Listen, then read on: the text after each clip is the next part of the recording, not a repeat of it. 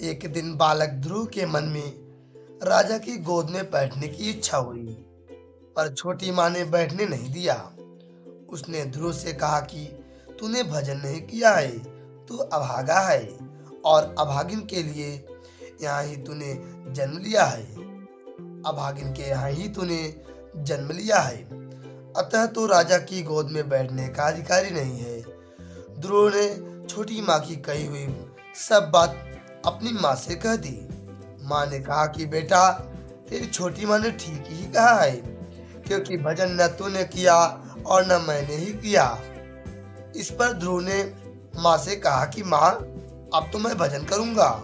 ऐसा कहकर वे भगवत भजन करने के लिए घर से निकल पड़े और माँ ने भी बड़ी हिम्मत करके ध्रुव को जंगल में जाने के लिए आज्ञा दे दी।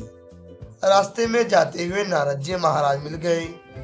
नारद जी ने ध्रुव से कहा कि अरे भोले बालक, तू अकेला कहाँ जा रहा है? यो भगवान जल्दी थोड़े ही मिलते हैं, तू जंगल में कहाँ रहेगा? वहाँ बड़े बड़े जंगली जानवर हैं, वे तेरे को खा जाएंगे। वहाँ तेरी माँ थोड़े ही बैठी है, तू मेरे साथ चल। राजा मेरी बात मानते हैं, मैं तेरा और तेरी माँ का प्रबंध करवा दूंगा। नारद जी की बातों को सुनकर ध्रुव की भगवत भजन में और दृढ़ता हो गई कि देखो, भगवान की तरफ चलने से नारद जी भी इतनी बात कहते हैं। अब ये मेरे को घर चलने के लिए कहते हैं, पर पहले ये कहाँ गए थे? ध्रुव ने नारद जी से कहा कि महाराज, मैं तो अब भगवान का भजन ही करूंगा। ध्रुव जी का ऐसा दृढ़ निश्चय देखकर नारद जी ने उनको द्वादशाक्षर मंत्र ओम नमो भगवते वासुदेवाय दिया और चतुर्भुज भगवान विष्णु का ध्यान बताकर मधुवन में जाकर भजन करने की आज्ञा दी।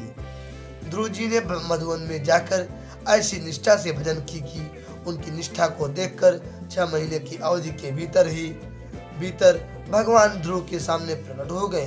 भगवान ने ध्रुव जी को राजगद्दी का वरदान दिया, पर इस वरदान से ध्रुव जी विशेष राजी नहीं हुए।